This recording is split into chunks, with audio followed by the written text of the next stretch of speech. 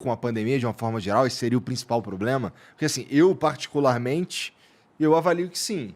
O que você acha? Aí é um pouco mais que isso, né, Igor? Ah, vamos falar de passado, então. Eu luto por democracia há 35 anos. Eu nunca vi tantos retrocessos. O bem maior que um cidadão pode ter é o direito de ir às urnas, votar e a cada 4 anos decidir quem vai presidir a sua vida.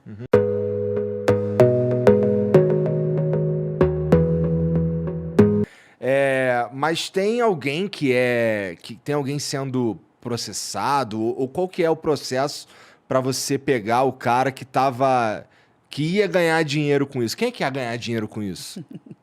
A rachadinha ia começar na hierarquia lá, começava com um soldado, terminava com o general.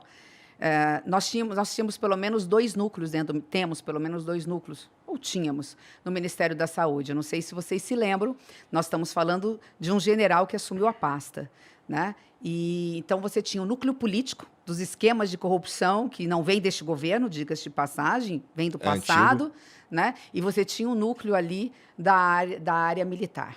E aí Então, meio que todo mundo ia se dar bem nessa então, história. ali nós tínhamos 2 núcleos disputando, né? A de $1 que você falou era um núcleo, a da Covaxin era outra. Entendi. A gente está falando de suspeitas ainda, de indícios, porque, infelizmente, o Ministério Público não abriu, fala que não há indícios e não abriu o processo. Nada impede que no futuro próximo, a partir do ano que vem, esses processos sejam, essas denúncias sejam investigadas e a gente escancare um grande esquema de corrupção que podia estar sendo tramado dentro do Ministério da Saúde. Esse desfecho possível que você está falando desses processos, tá, correr atrás desses caras aí, esse daí é o verdadeiro desfecho da CPI, porque no que deu a CPI no fim das contas? Boa, Igor. Todo mundo fala assim, a CPI sempre dá em pizza. Sim. Né? Esta foi a única que não deu, porque ela fez o dever de casa, ela foi conclusiva. Estava ali o seguinte, olha, houve atraso na compra de vacina, morreram tantas pessoas, a média, né, uma média estimada de tantas pessoas, houve omissão do governo federal. Uma das conclusões foi essa. A outra conclusão, há denúncias gravíssimas, indícios de esquema de corrupção, precisam ser investigados. A CPI é Comissão Parlamentar de Inquérito. Todo mundo sabe o que é o inquérito. Você vai lá na Polícia Civil, foi furtado o celular, roubaram teu carro, colocaram uma arma na sua cabeça, levaram um bem seu. Você vai na polícia, faz um BO, um boletim de ocorrência, e o policial civil vai lá investigar, ouvir testemunhas, ele conclui o inquérito e manda para o Ministério Público. CPI é a mesma coisa. A gente faz exatamente o que o policial civil faz antes do BO, né? Quando recebe o boletim, faz o boletim de ocorrência. E nós fizemos todo o dever de casa, ouvimos testemunhas, ouvimos a parte acusada, levantamos documentos, perícia, tudo foi feito. Entregamos na mão do Ministério Público, como acontece nos processos da vida do dia a dia. Mas o Ministério Público, porque tem algumas pessoas que têm foro privilegiado, vai para a instância superior. Então, é o Procurador-Geral da República, é o Ministério Público Federal que vai denunciar. Preciso dizer alguma coisa? Preciso avançar nessa conversa? O Aras geralmente está em casa, curtindo um café e tal, né? Eu diria que hoje ele é o engavetador-geral da República. Bom, eu ia falar da Pfizer, que assim, eu perguntei sobre isso pro presidente e ele disse que o que segurou ali para eles não fecharem negócio é uma insegurança jurídica, de certa forma, dizendo que meio que a culpa, se desse algum problema em quem tomasse a vacina, a culpa não seria da Pfizer, a culpa seria do Estado brasileiro e tudo mais. Isso daí foi uma das coisas que travou ali a negociação. O que a CPI... que a CPI acabou concluindo que houve uma falha mesmo, que realmente dava para ter comprado tudo antes. Mas esse argumento dele não é verdadeiro, não vale? Olha, Igor, primeiro que não vale, mas tem algo mais grave aí, né? Para você ser um presidente da República, você tem que ter coragem. Nós não estávamos falando de qualquer coisa. Nós estávamos falando entre uma preocupação mínima com algumas regras de um contrato e morte das pessoas. Ser presidente da República é ter que ter coragem de tomar decisões.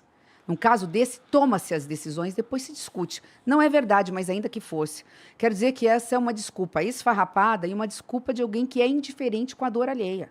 Se eu fosse presidente da República num caso desse, como mãe, como mulher, eu falo, compre, dane-se, depois eu vou discutir contrato. Estou falando porque também a minha área é direito público, né? Eu mexo com contratos. Então, isso é absolutamente normal nas indústrias farmacêuticas, quando estão em testes alguns remédios, alguns medicamentos, todo mundo sabe disso. Isso é uma mera desculpa esfarrapada. Não colocaria o presidente da República na prisão, não geraria improbidade administrativa, não geraria responsabilidade civil, ele não precisaria tirar dinheiro do bolso para indenizar ninguém, ele não teria responsabilidade pessoal em cima disso. Entendi. Então, como? Ser presidente da República, ser prefeito, ser governador de um estado, significa ter a responsabilidade de cuidar. É isso que significa. Cuidar das pessoas, cuidar da coisa pública. Cuidar requer não só responsabilidade e autoridade, mas coragem para fazer. Senão, você não faz nada. Sim. Empurrar responsabilidade para terceiro e falar, isso aqui não é problema meu, deixa para lá. Você diria que o principal problema da gestão atual do Bolsonaro é a condução, como ele geriu a pandemia, como a gente lidou com a pandemia de uma forma geral, esse seria o principal problema? Porque, assim, eu particularmente, eu avalio que sim. O que você acha? É um pouco mais que isso, né, Igor? Vamos falar de passado, então. Eu luto por democracia há 35 anos. Eu nunca vi tantos retrocessos. O bem maior que um cidadão pode ter é o direito de ir às urnas, votar e a cada 4 anos decidir quem vai presidir a sua vida. Uhum. Então, a democracia é o princípio, o meio e o fim para que você esteja aqui, podendo falar o que você quiser, fazer xingamento, usar palavrão. É seu direito de expressão e eu estar aqui conversando com você, sem a preocupação que ali, quando a gente sair, vai ter um policial para me levar para o Chilindró. Não sei nem se o povo sabe ainda que é isso. Para cadeia. Para cadeia, né? E muitas vezes desaparecer com o corpo, que é o que acontecia, né? Com as Clarices no passado. Então, a democracia é o princípio, meio e fim, para que nós possamos ter vida. Vida em plenitude, direito de ir e vir, direito de liberdade de expressão, não ter censura, poder votar e ser votado, ter uma imprensa livre, ter poderes independentes, fazer leis para a sociedade. Né? Este é o princípio básico. Então, quando eu tenho um presidente da República que flerta com o autoritarismo, que ameaça as instituições, que não dá sossego para que o Brasil possa crescer e desenvolver, ele já, por si só, ele perde toda a legitimidade e autoridade para governar um país que é democrático, que ama a democracia, que não abre mão da democracia. Claro que a gota d'água, né, vamos dizer assim, que fez com que muitos perdessem a paciência foi, você tem razão, de forma prática, né, naquilo que, como você falou, como é que eu chego lá na ponta para explicar, né, para o cidadão, foi realmente a má condução na pandemia. Mas há um recheio em torno disso. Há uma série de situações. Um presidente omisso no que é essencial. Ele se omite no que é essencial.